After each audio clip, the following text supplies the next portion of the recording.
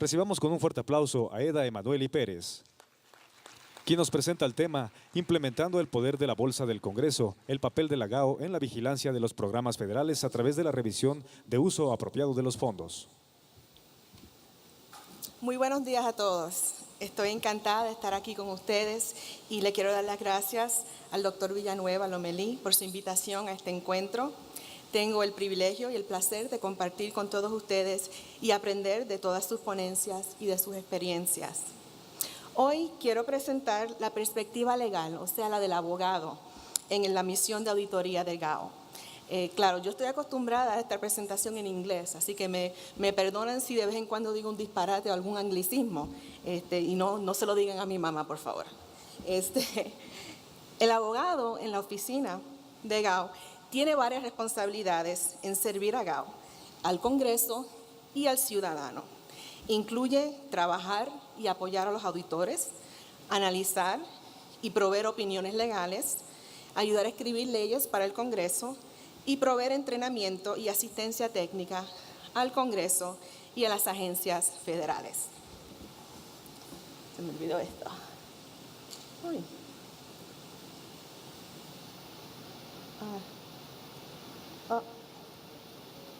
Bueno, ya saben que quizás soy buena abogada, pero no muy buena técnica en esto. ¿Le estoy dando mal?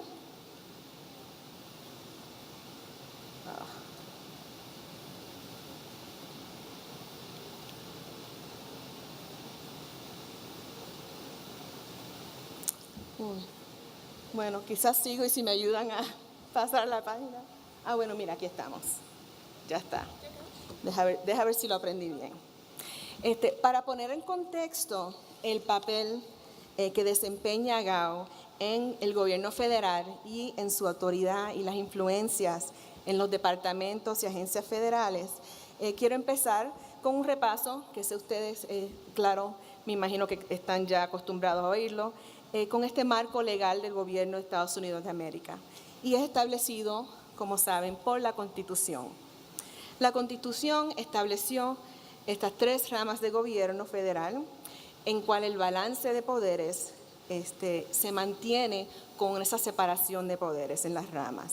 Este sistema evita tener todos los poderes en la misma rama. Está claro la rama ejecutiva, la legislativa y la judicial. Voy a seguir. Ok. El poder legislativo. Este poder legislativo, como ustedes saben, tiene la autoridad de pasar las leyes, de realizar investigaciones y de los fondos que se asignan a las agencias. Los poderes legislativos, claro, se llevan a cabo por el Congreso, que consiste del Senado y la Cámara de Representantes. El poder ejecutivo tiene la autoridad de ejecutar las leyes, o sea, de llevarlas a cabo, y el presidente de los Estados Unidos encabeza esta rama ejecutiva. También es, obviamente, también el comandante en jefe de las Fuerzas Armadas. El Poder Judicial, a través de las Cortes Federales, específicamente también la Corte Suprema de los Estados Unidos, tiene la responsabilidad de interpretar las leyes bajo la Constitución y las leyes de los Estados Unidos. El poder de la bolsa legislativo, o sea, del Congreso, es ese poder de asignar los fondos. Es exclusivo a la legislatura y establece las condiciones que gobiernan el uso de esos fondos.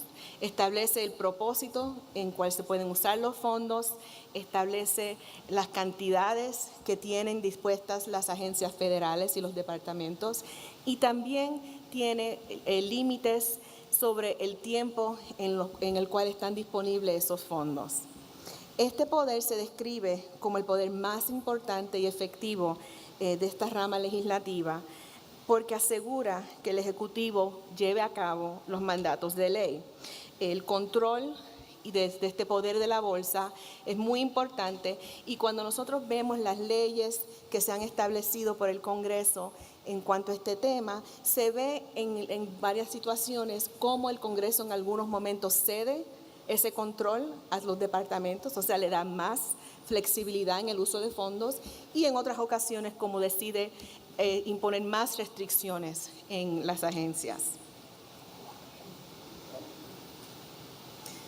En otras palabras, estamos hablando de esta responsabilidad de determinar cómo y cuándo el gobierno puede gastar estos fondos.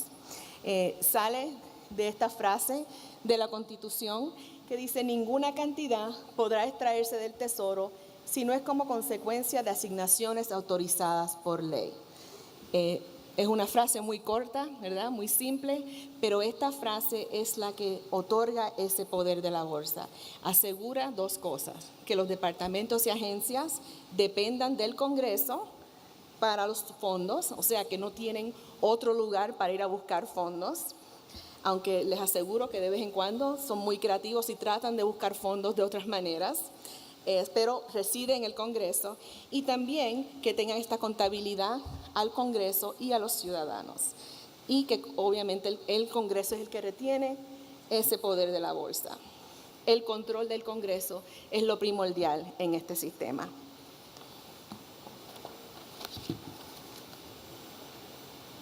Claro, la vigilancia del Congreso, otros poderes que tiene de supervisar y de evaluar la rama ejecutiva, se ejerce en varias maneras, con varias organizaciones y estructuras.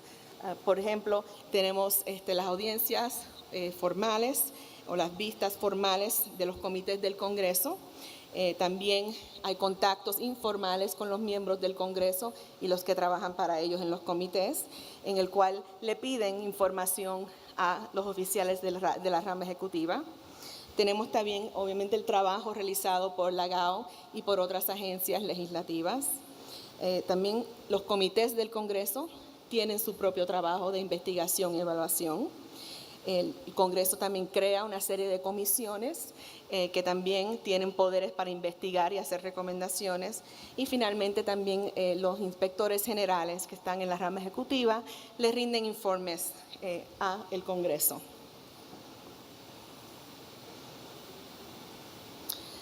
La autoridad jurídica de las agencias federales es bien crítica para nosotros poder evaluar los programas y poder rendir cuentas de las funciones ejecutivas.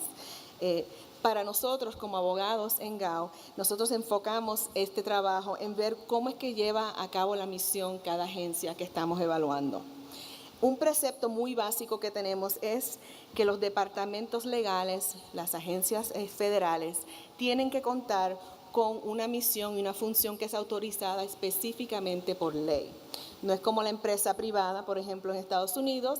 Si eres una empresa privada, puedes llevar a cabo pocas funciones, muchas funciones, añadir las que quieras añadir, claro, después que no sean ilegales, pero no necesitan una autoridad legal para llevar a cabo sus funciones en la empresa privada.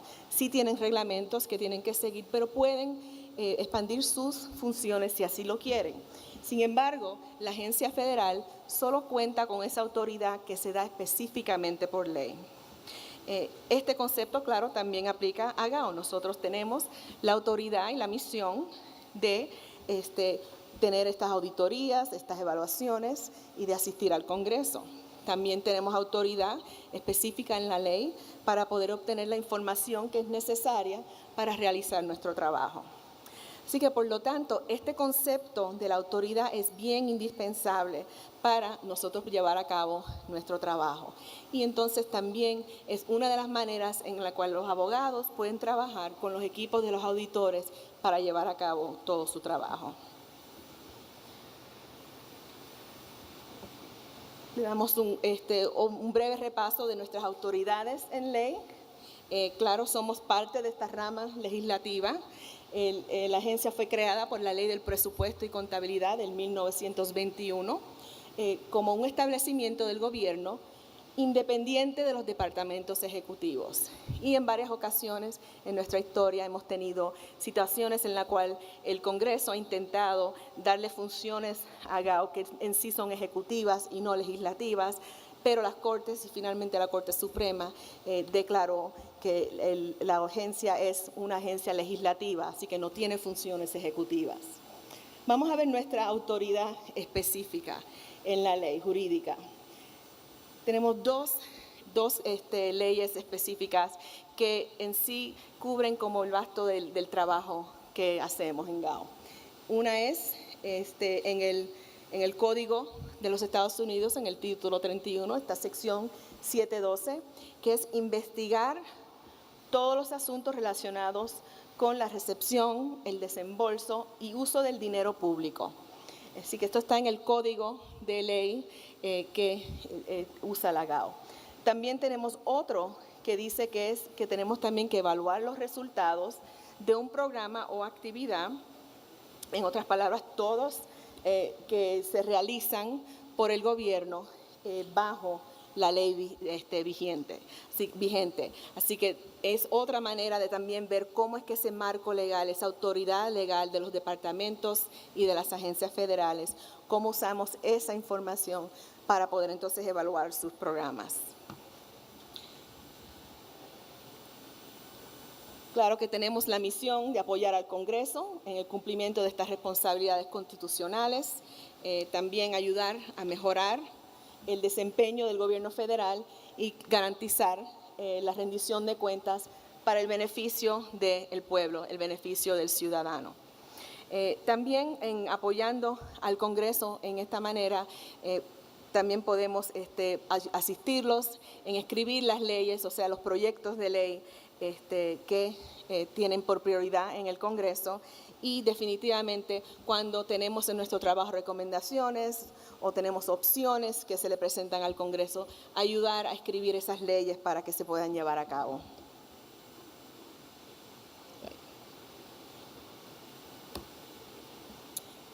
Bien, así que lo tengo creo que al revés otra vez.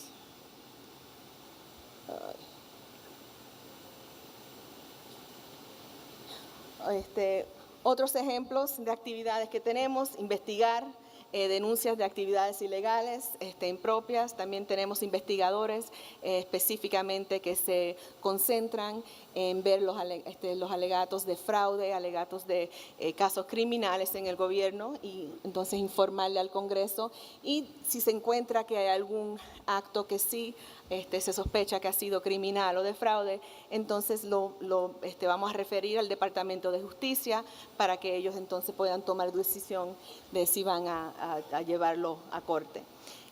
Informamos también sobre los programas, las políticas gubernamentales. Estamos viendo si estas agencias están llevando a cabo su misión, cumpliendo con sus objetivos. También opciones para el Congreso. Si, por ejemplo, una agencia tenemos alguna recomendación y la agencia nos dice, nos indica, o nosotros sabemos que es que la agencia no tiene la autoridad legal, pues entonces le presentamos la opción al Congreso de que ellos pueden entonces legislar para poder implementar esa recomendación o esa opción.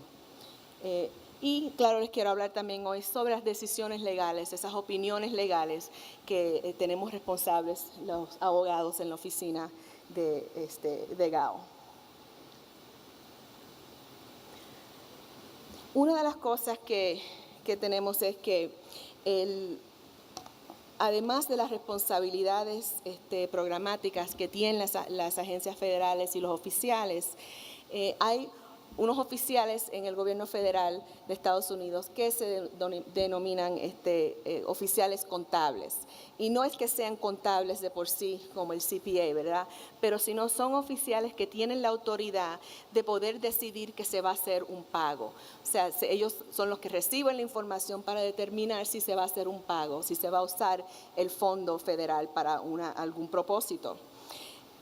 Una de las cosas que es bien importante para estos oficiales contables es que si ellos cometen un error, o sea, si ellos cometen un error en la cantidad, por ejemplo, del desembolso, o si cometen un error en el propósito, o sea, es algo que no podía comprarse, ellos personalmente son responsables por pagar la cantidad de ese error.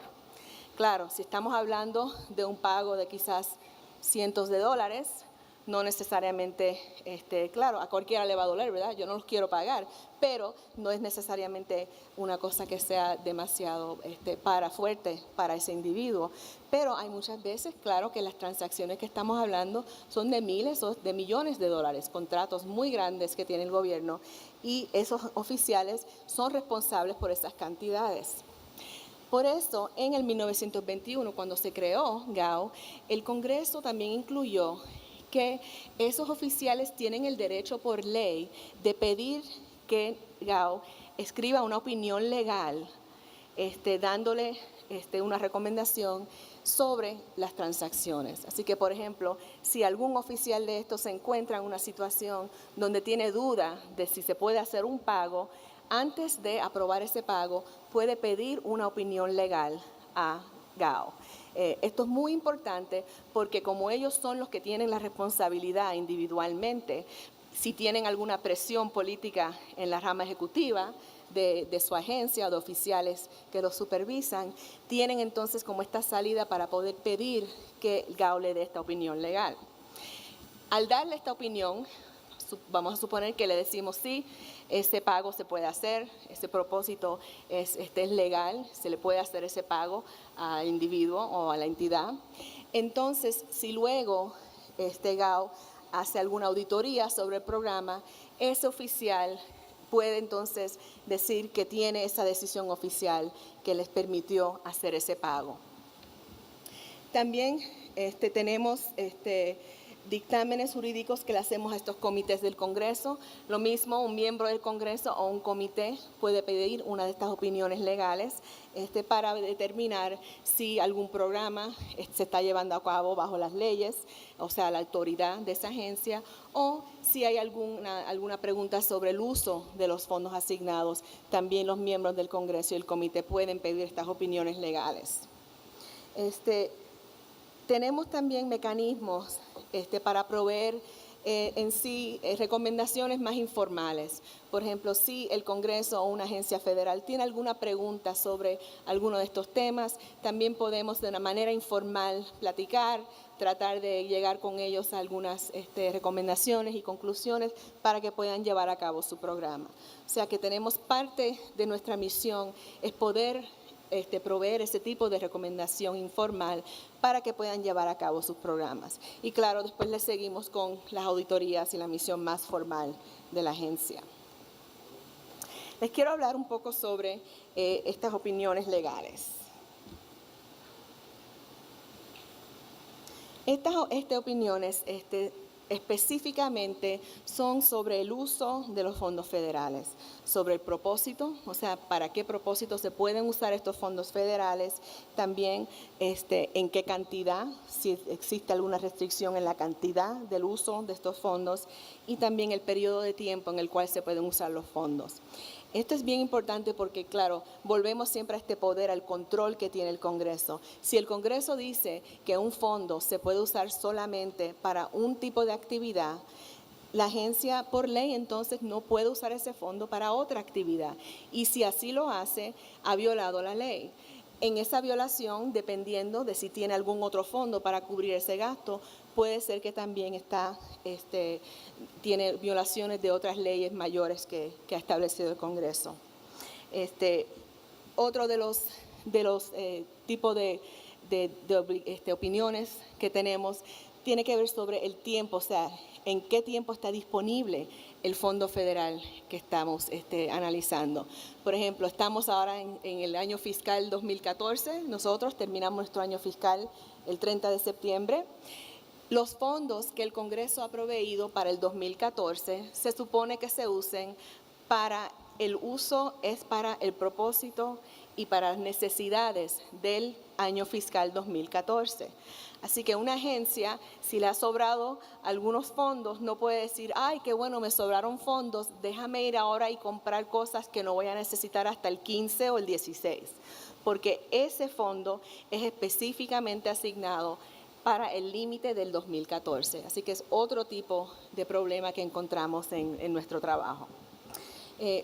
Una de las leyes que el Congreso ha pasado para poder implementar este poder de la bolsa, este control sobre los fondos, es la ley contra las deficiencias. Es la más importante porque tiene en sí dos propósitos. Una es que tiene unos requisitos que los oficiales tienen que seguir, o sea, no pueden violar ciertos preceptos en esa ley, pero a la vez también tiene un propósito de exigir a las agencias que puedan establecer un sistema administrativo de control y manejo financiero para llevar cuenta de estos fondos. Así que no es solamente que le prohíbe tomar ciertas acciones, sino que también requiere que tenga este sistema administrativo. Así que esta ley de la antideficiencia se estableció en el 1865, fue cuando estaba todavía terminando la guerra civil en los Estados Unidos, y una de las cosas que el Congreso notó fue que durante ese tiempo, esa época, muchas agencias federales estaban haciendo una variedad de cosas que al Congreso no le gustaba.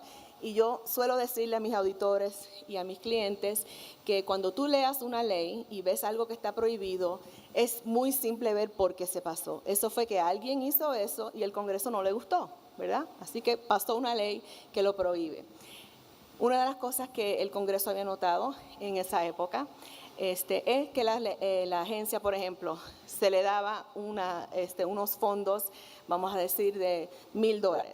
Yo soy abogada, así que la matemática no es mi tema principal. Le daba $1,000, pero la agencia iba y gastaba $1,200. ¿Okay? Tenía un exceso de $200. Y claro, una vez hacían el contrato o le otorgaban ese dinero a cualquier entidad, el Congreso se veía obligado a asignarle fondos adicionales para cubrir esa deficiencia. Otra cosa que el Congreso notaba era que las agencias estaban usando fondos o estaban entrando en obligaciones de usar estos fondos antes de que el Congreso le pasara la ley asignando los fondos. Pues recuerden esa cláusula en la Constitución. Los fondos no se pueden sacar de la tesorería sino en consecuencia de una ley de asignación de fondos. Así que las agencias violaban eso. Otras agencias le daban esos $1,000 al principio del año fiscal y ya a los 9 meses se les acababan los fondos y le decían entonces al Congreso, bueno, si quieres que siga el programa, me tienes que dar más fondos, ¿verdad? Se me acabaron y me quedan 3 meses en el año fiscal. De nuevo, el Congreso se sentía obligado a darle entonces los fondos para esas deficiencias. También, bueno, se me olvidó nomás, otra que hacían las agencias. Si se le acababan los fondos, le decían entonces a sus empleados, oye, no tengo fondos para pagarte, pero si tú puedes hacer de voluntario y hacer tu trabajo, pues yo puedo seguir la misión, ¿verdad? Y dependiendo de la posición del empleado, quizás se sentía bastante obligado a decirle que sí al jefe, ¿verdad? Ir y trabajar sin paga. Pero el problema que el Congreso tenía con eso era que, claro, después de eso, en los Estados Unidos está el ciudadano tiene muy en cuenta cuál es su legislador, quién es su representante, quién es su senador. Y claro, esos empleados entonces iban a donde sus senadores, a sus representantes, a decirle, mire lo que me han hecho, se le acabó el dinero a la agencia y me obligaron a ser voluntario. Y claro, obligar a ser voluntario, ya sabemos que simplemente no cabe en la misma oración, claro. Pues entonces el Congreso otra vez se veía obligado a darle el dinero a la agencia para pagarle a esos empleados. Lo que prohíbe entonces esta ley contra las deficiencias es 3 cosas. Prohíbe a las agencias a que utilicen o que obliguen o gasten fondos en exceso de las cantidades que les provee la ley de asignación de fondos. O también prohíbe que usen fondos antes de que se haya pasado la ley asignando tales fondos. Prohíbe a las agencias federales a obligar o gastar fondos por adelantado o en exceso de la manera que ellos tienen que dividir administrativamente el uso de fondos. Una de las cosas que esta ley les requiere a las agencias es que tienen que hacer un plan de gasto para poder asegurarse de que los fondos que le ha asignado el Congreso les van a durar por el año completo fiscal, ¿verdad? Que no le pase a aquellos que a los 9 meses se le acababan los fondos porque no tenían un buen plan regular de cómo usar esos fondos. Así que la ley también prohíbe que el oficial use fondos y no tenga bajo ese plan de gastos. Finalmente, prohíbe a las agencias aceptar servicios voluntarios. O sea, ya no puedes decir al empleado o a cualquier persona en particular, mira, no te preocupes si tú me haces este trabajo voluntario, lo más probable es que después el Congreso te va a pagar. No pueden aceptar estos trabajos voluntarios. Así que, ¿qué pasa cuando una agencia viola la ley contra las deficiencias? Bueno, yo en sí describo esta ley no solamente con esos requisitos de lo que se le prohíbe, pero también tiene algo de como confesión y mea culpa, ¿verdad? Yo por lo menos pues soy católica, sí, conozco mucho de eso, quizás ustedes también. Esto en sí lo que requiere, aunque la ley no lo dice así, es que la agencia tiene que identificar la violación, la tiene que investigar y tiene que decir, mira, lo hice, violé la ley, ¿verdad? Mea culpa, lo hice yo. Y no solamente eso, tiene que investigar a fondo para poder obtener los datos relevantes, identificar a los oficiales responsables por la violación y entonces presentar un informe en el cual identifican todos esos datos, los oficiales responsables, se identifica qué va a hacer la agencia para mejorar, qué va a hacer la agencia para no volver a violar la ley de esa manera. Importantemente, para los oficiales que son responsables, la ley tiene penalidades criminales. O sea, si un oficial viola la ley y lo hace adrede, a propósito, pues viola el código criminal y puede ser sentenciado hasta 2 años de cárcel o multas. Les digo que hasta ahora no hemos tenido casos criminales con las violaciones de la ley contra las deficiencias. Definitivamente, los inspectores generales y GAO hemos hecho recomendaciones de vez en cuando al Departamento de Justicia que sí lleven un caso criminal en contra de algún oficial, pero hasta ahora el Departamento no lo ha hecho. Pero no quiere decir que las sanciones administrativas no sean severas. Sí tenemos muchísimos ejemplos y los informes así lo tienen que presentar de oficiales y empleados que han sido despedidos o los han bajado de rango de paga, los suspenden sin paga o le quitan varias responsabilidades. Y claro, como servidores públicos, a ninguno de nosotros le gustaría tener ese tipo de sanción, así que esas sí han sido bastante severas y se documentan. Y de vez en cuando también encontramos situaciones en las cuales los oficiales de momento deciden retirarse o resignan porque saben que van a tener estas sanciones. Así que definitivamente es una ley que, aunque no se ha usado la sanción criminal, tiene muy fuertes estas sanciones administrativas. Cuando hacen el informe, no puede ser un informe así internal que entonces lo puedes archivar en tu propio, ¿verdad? En tu propia oficina y no hay que enseñárselo a nadie. Es una confesión pública, ¿verdad? Vuelvo a mi tema, una confesión pública. Tienes que mandarle ese informe al presidente, como, ¿verdad? Como jefe de la rama ejecutiva, y al Congreso. Así que tienes ahora las 2 ramas que van a decidir qué se hace por esta violación. A la misma vez se le manda una copia a GAO, una anécdota muy corta, que hace como 10 años recibimos una llamada de unos empleados del Congreso de un comité y nos preguntan, porque claro, esta ley, como le dije, fue en el 1865 que se pasó. Claro, se ha enmendado desde entonces, pero es bastante vieja ya. Y nos dijeron, oye, ¿dónde están los informes de antideficiencia de todas las agencias? No los encontramos en ningún sitio. Y nosotros, pues claro, con un poco de diplomacia le dijimos, bueno, es que la verdad que nosotros no los recibimos. Se supone que se le manda al presidente y se le manda al Congreso y nosotros no podemos decirle quién de ustedes los tiene en el Congreso. Y claro, eso se resolvió muy fácilmente con una ley que dice que ahora se le manda a GAO y nosotros tenemos que entonces llevar cuenta de esos informes. Y una de las cosas que también se hace, que yo creo que entonces trae ese enlace al ciudadano, es que se publica el reporte. El informe en sí no es un informe confidencial. Cuando nosotros recibimos esos informes en la oficina en que yo trabajo, lo que hacemos es que los recibimos, tenemos que hacer un resumen de la violación y de lo que hizo la agencia, y entonces eso se presenta públicamente. Así que, por ejemplo, eso lo encontrarían en nuestras páginas electrónicas, y ahorita le doy cómo encontrar ese tipo de informes. Así que, tras que todo lo que se le puede hacer al oficial que viola la ley, también es público el informe.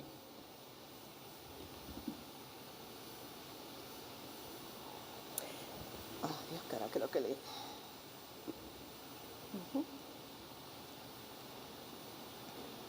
Así que aquí nosotros reunimos esa información, como les digo, se hace por año fiscal, lo consigue ahí en nuestra página electrónica, si van allá a la internet de GAO y ven entonces dónde están las opiniones y decisiones legales, y pueden ver ahí dónde se consiguen estos informes.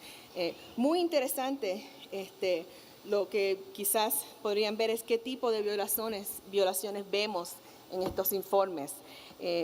Vemos ejemplos cuando se usan fondos para propósitos no autorizados. Por ejemplo, un precepto básico en la ley de asignación de fondos en Estados Unidos es que no se supone que se use el fondo federal para el uso personal de un individuo. O sea, no está para hacer obsequios o para darle algún privilegio a un individuo personal. Se supone que se use para usos oficiales. Así que tenemos ejemplos donde agencias han tratado de hacerle obsequios, quizás, por ejemplo, tratando de darle algún obsequio a alguien que ha hecho algún buen trabajo, y no lo hacen según la ley que permite ese tipo de recompensa. Así que vemos muchos ejemplos donde han usado los fondos para algo personal y no oficial. También vemos los ejemplos, como los dije antes, agencias que, por ejemplo, firman un contrato por una cierta cantidad, y en el momento de firmar ese contrato no tienen los fondos disponibles para cubrir ese gasto. Y la ley es muy específica, es que al momento de entrar en ese contrato, al momento de otorgar ese contrato, la agencia tiene que tener disponible esa cantidad. No importa que el contratista va a trabajar por meses o quizás años, y quizás ni siquiera le mande la cuenta de pago a la agencia. Lo importante es que en el momento de otorgar ese contrato, de tomar esa decisión en la cual la agencia tiene ahora una deuda, que tenga los fondos en ese momento. Así que vemos muchas violaciones de agencias que firman el contrato y no tienen los fondos. Claro, cuando se les pregunta por qué, no, es que sé que próximamente me van a llegar los fondos, o en lo que llega a esta cuenta yo los puedo recaudar. Pero la ley no permite eso, así que es una violación también de esta ley. Y otra cosa que uno puede ver en los reportes es que algunas violaciones son pequeñas, en el sentido de que puede ser por cientos de dólares, quizás miles de dólares, pero no deja de ser una violación de ley. Y claro, siempre tenemos ejemplos también de violaciones de ley donde ya son en los millones y millones de dólares, claro que son ya mucho más graves. Pero definitivamente algunas agencias nos han argumentado que mira, es que la violación es muy pequeña, es muy mínima. Así que no debes contarlo como violación, y nosotros le decimos, mira, la ley no tiene esa excepción. Eso tiene que ser el Congreso que decida si van a tener una excepción por una cantidad mínima. Así que lo mismo tienen que reportar sobre algo mínimo que por algo muy grande.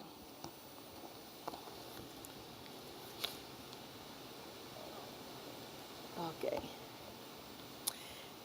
Otro tipo de trabajo que hacemos los abogados en la oficina tiene que ver, claro, más directamente con nuestros auditores que hacen el trabajo, o sea, la misión principal de GAO, de GAO.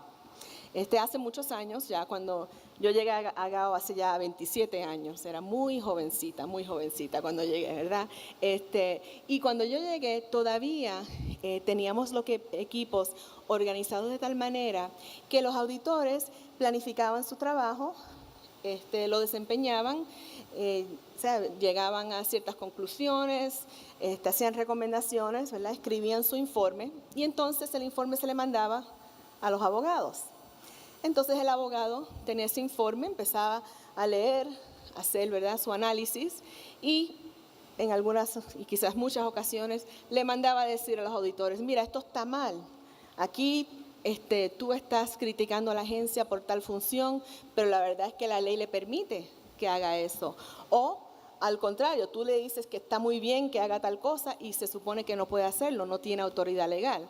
Así que claro, en ese tipo de dinámica, desgraciadamente, pues, pero quizás con mucha certeza, el auditor decía, mira, el abogado no es mi amigo, ¿verdad? El abogado no me está ayudando, lo que está haciendo es que me coge el informe y lo que hace es que me tira todo ya al piso y me quiere sacar todo lo que tengo en este informe. El abogado, claro, lo veía como que, entonces, mira, el auditor no respeta mi profesión, no respeta mi análisis. Así que lo que se hizo fue que se reorganizó la oficina legal para poder asignarle específicamente a ciertos grupos de abogados la especialidad para trabajar directamente con esos auditores.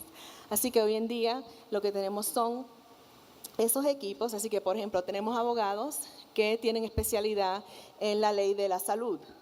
Esos son los que están ahora trabajando con los auditores de muchísimos informes, muchísimo trabajo que tenemos sobre el Obamacare, ¿verdad? Que seguramente han oído comentar. Tenemos abogados que se especializan en el Departamento de Defensa y sus autoridades, abogados que se especializan en la educación y pueden entonces, bajo todo ese marco federal de leyes para educación, trabajan con esos auditores.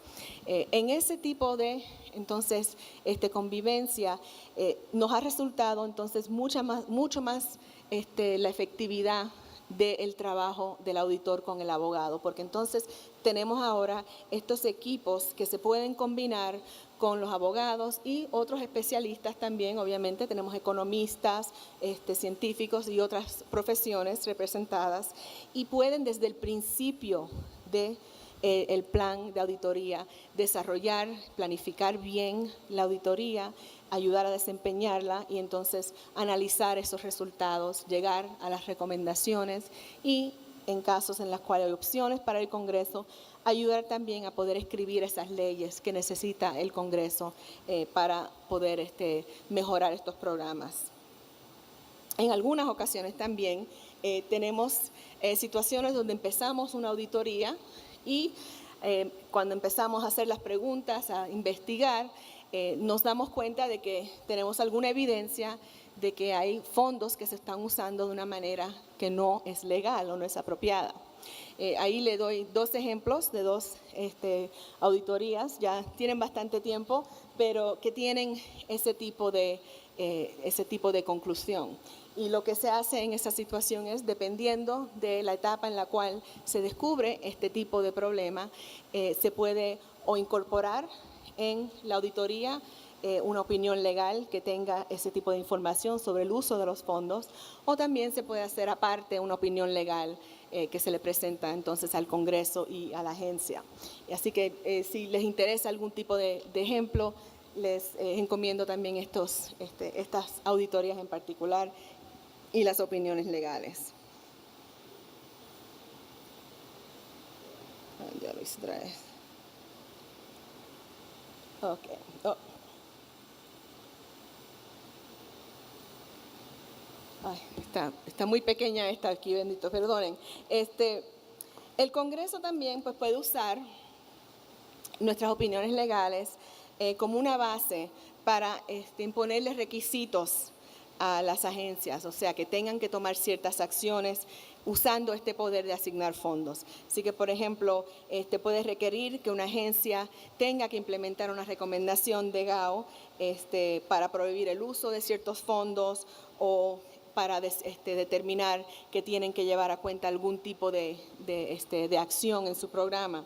El Congreso también usa este poder para permitirle a agencias a llevar a cabo otras funciones que quizás anteriormente no tenían. Un ejemplo que tenemos es con el Departamento de Seguridad Nacional. En la asignación de fondos del 2010, el Congreso le prohibió a la oficina que usara fondos para poder implementar un programa que tenían hasta que no incluyeran y se estuvieran muy seguros de que tenían ya certificadas las leyes de la privacidad y de derechos civiles. Una vez el Departamento de Seguridad Nacional hiciera esta certificación, se le presentaba entonces a GAO y GAO podía entonces evaluarla y reportarle al comité si entonces el departamento había llevado a cabo esa recomendación. Y el departamento no podía usar los fondos hasta que no cumpliera con ese requisito. Así que es otra manera que el Congreso usa la asignación de fondos y el trabajo de la agencia para poder imponer esos requisitos.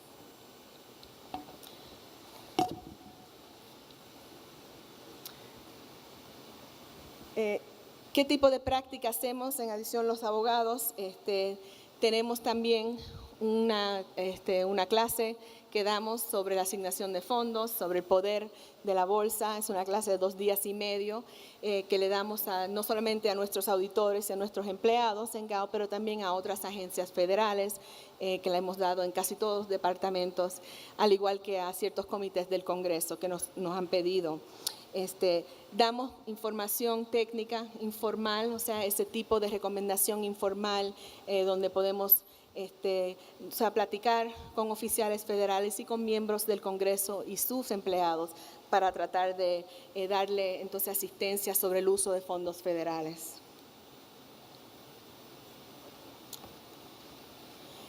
Además de nuestras decisiones legales, también hemos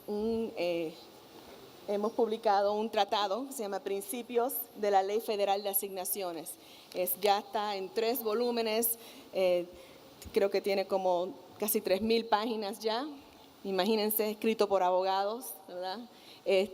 Pero también les puedo asegurar, si tienen la oportunidad de leer algo de este tratado, se los recomiendo, porque el abogado que en sí fue el que primero empezó a escribir este tratado tenía un buen sentido del humor y tenía también la habilidad de poder escribir de una manera muy clara. O sea, no tienes que ser abogado para entender lo que decimos en este tratado.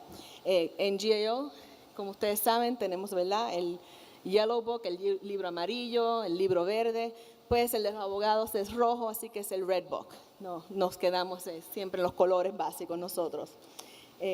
Este libro, este tratado, en sí, lo que les encomiendo es que tiene un resumen de toda esa base constitucional, todas las leyes que ha pasado el Congreso que tienen que ver con el uso de fondos. Habla del uso del propósito de los fondos, de las cantidades, del tiempo en el cual están disponibles los fondos, al igual que otros temas que surgen mucho para las agencias. Es un tratado que es citado por las agencias, el Congreso, las Cortes Federales y hasta la Corte Suprema lo ha citado. Así que es algo que siempre nos gusta ver, que nos citan a nuestro tratado. También tenemos responsabilidad de publicar términos y definiciones, y eso lo hacemos en conjunto con el secretario de la Tesorería, de la Oficina Presupuestaria del Congreso y también con la Oficina de Manejo y Presupuesto del Presidente. Así que también tenemos disponible esas definiciones. En resumen, nuestra experiencia ha sido muy positiva en integrar al abogado al equipo del auditor. Con estos auditores y otros especialistas, el abogado puede ayudar a desarrollar y a complementar el plan y desempeño de la auditoría, de los resultados, las recomendaciones y opciones que se le presentan al Congreso. Así que es algo que sí hemos tenido una buena experiencia y les recomendamos. Muchas gracias por su atención hoy.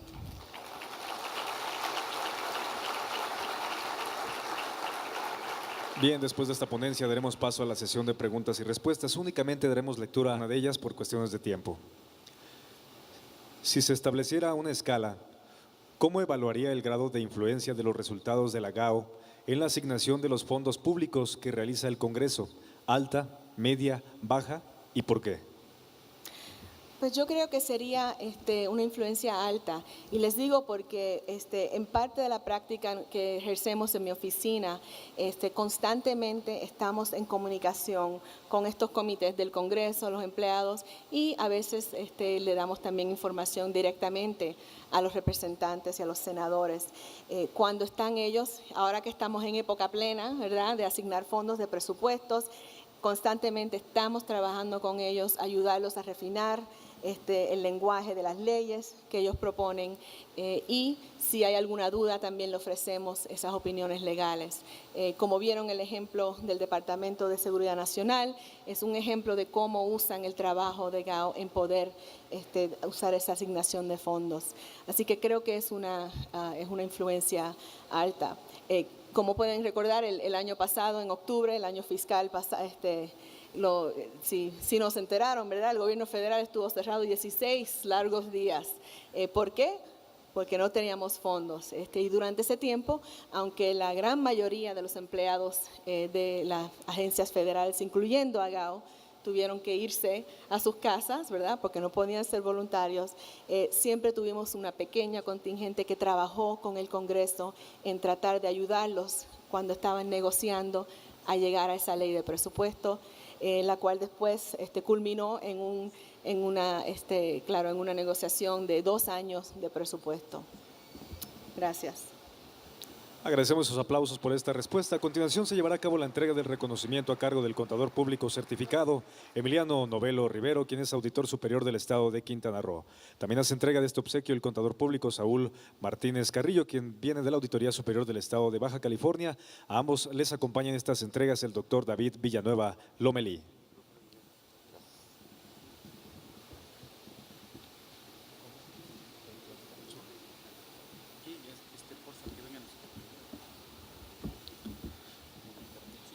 Muchas felicidades por su ponencia, abogada, y muchas felicidades también porque habla muy bien el español.